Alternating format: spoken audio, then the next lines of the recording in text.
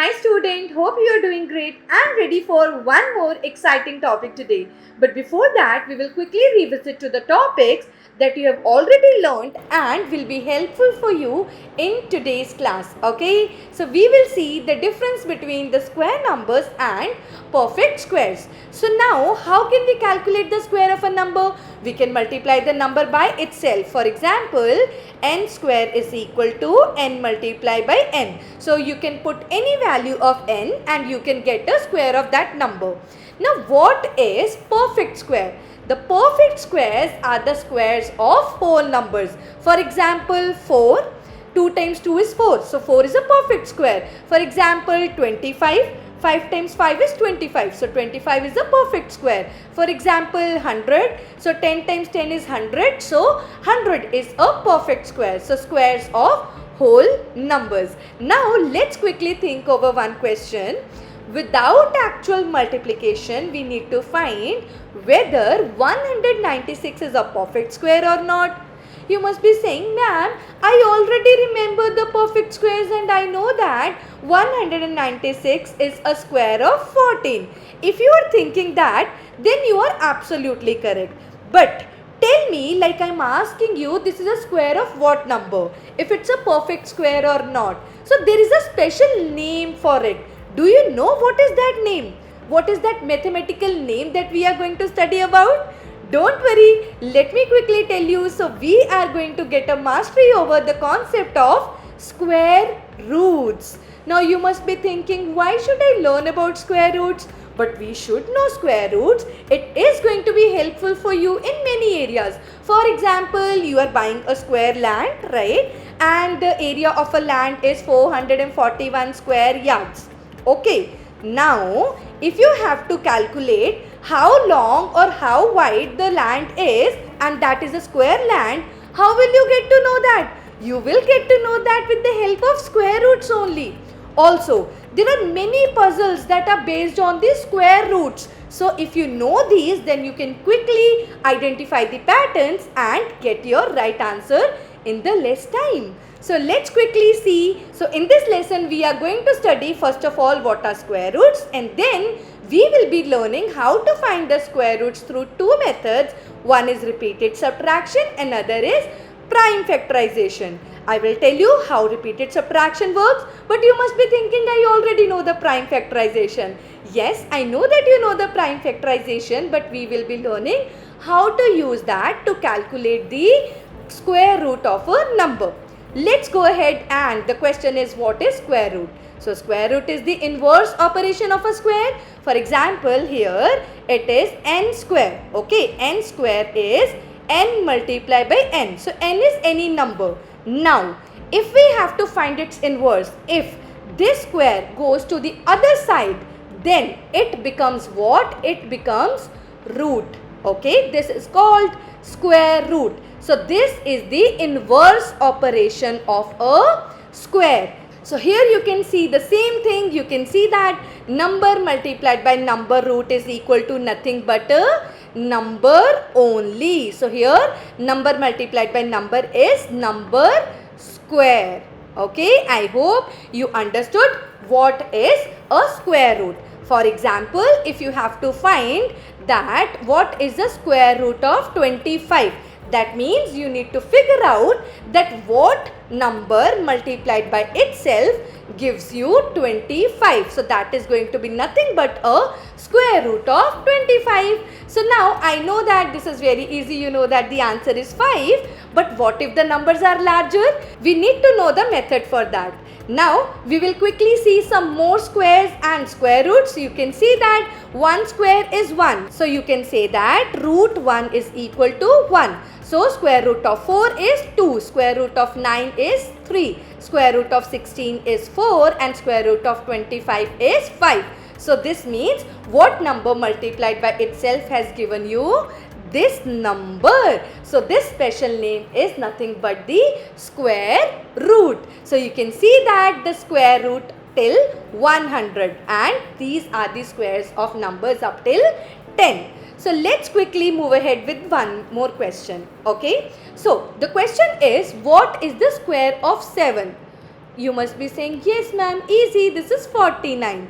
What if I ask you what is the square of minus 7?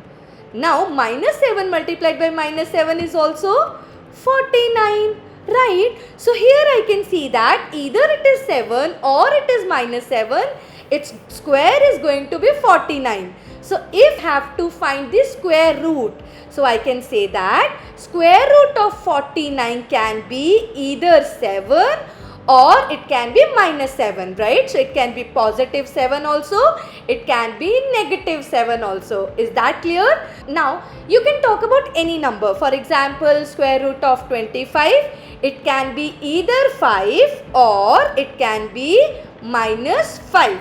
Is that clear? So let's move ahead and we will be learning about the first method, that is finding the square root through repeated subtraction. Okay, so let's see. We know that the sum of the consecutive odd number gives us the perfect squares. Now we will be going the opposite. So what will we do this time is we will keep on subtracting the consecutive odd numbers until we get the number 0, and then we will see how many steps did we have to perform, right? So you can see that 25 minus 1 is 24, then you subtract 3, then you subtract 5, then you subtract 7, then you subtract 9, and at last you have gotten the number 0, right? So how many steps have you performed? 1, 2, 3, 4, 5.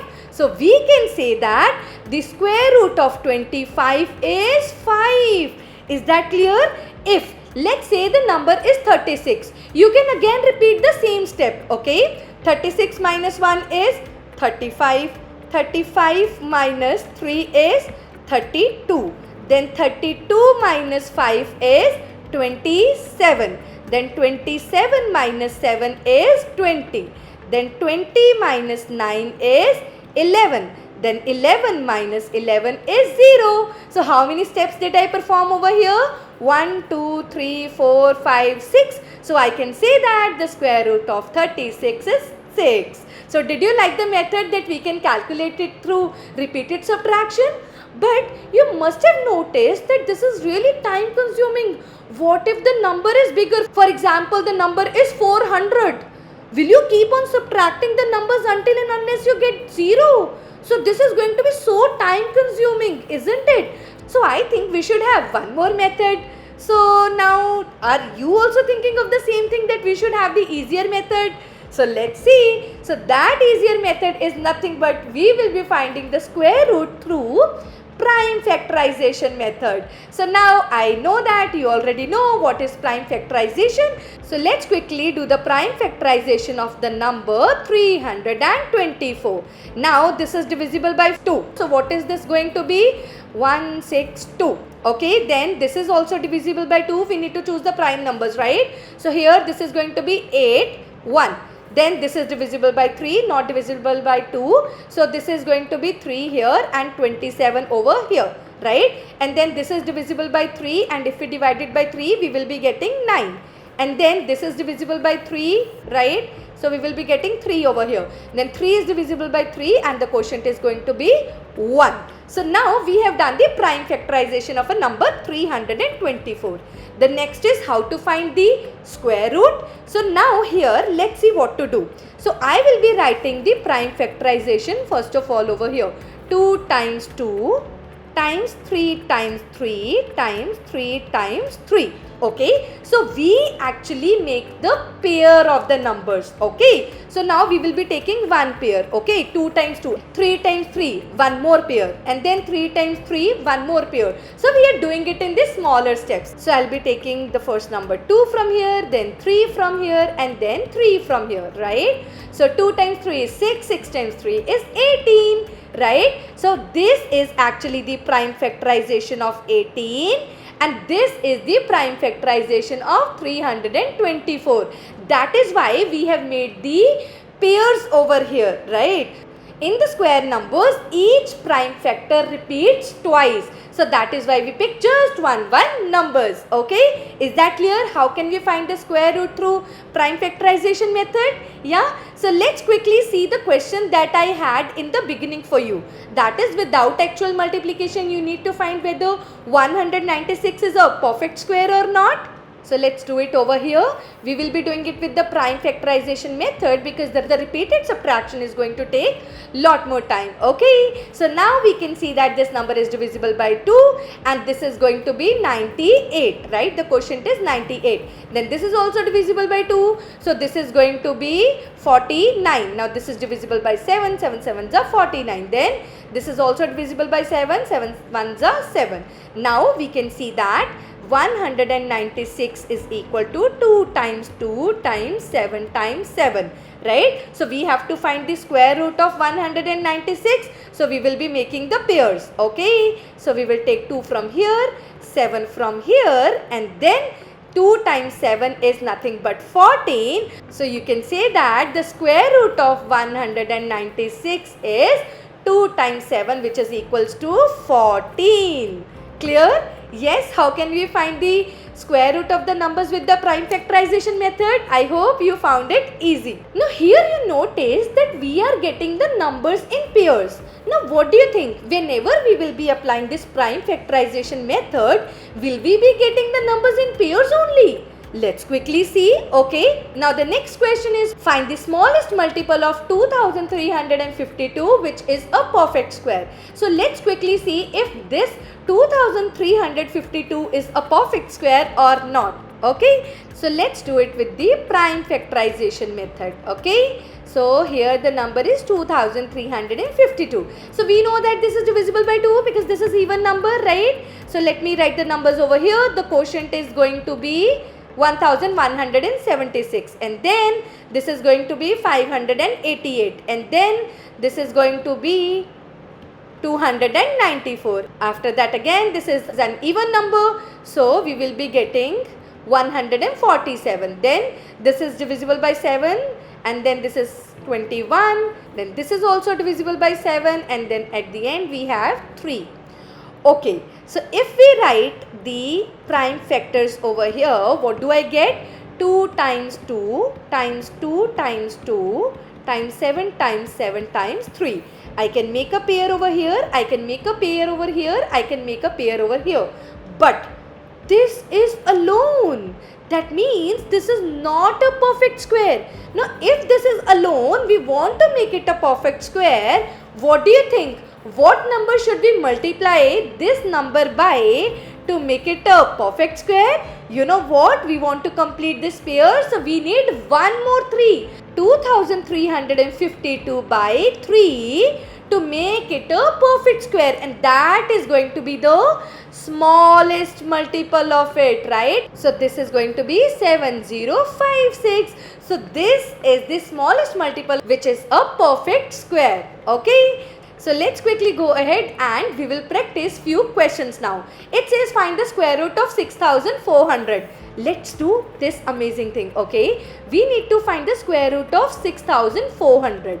Is that okay if I write this as 64 multiplied by 100? 64 is also a perfect square and 100 is also a perfect square, right? So what will I do? Okay, now 64 is a square of 8 and 100 is a square of 10, right? So I can write it as 10. So this is going to be 80, right? But we can also do it with the prime factorization method if you want. Now you can see that all the steps have been shown to you, right? Now you can make the pairs over here, right? And if we actually check it, 2 times 2 is 4, times 2 is 8, times 2 is 16, times 5 is 80. So we are getting the same answer. So that means this method can also work. You can calculate it with either this method here or with this method in these kind of numbers. Okay, so now we will have the next question, that is find the smallest number by which 9408 must be divided so that the quotient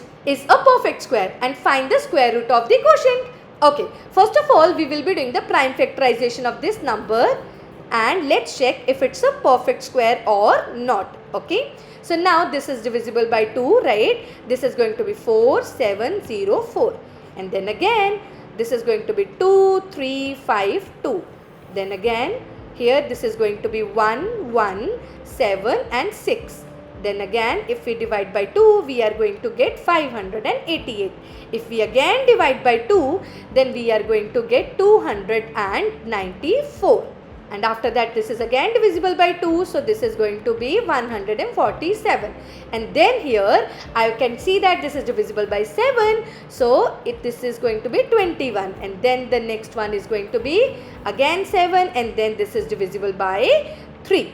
Okay, now see that 9408 is equal to 2 times 2 times 2 times 2 times 2 times 2 times 7 times 7 times 3.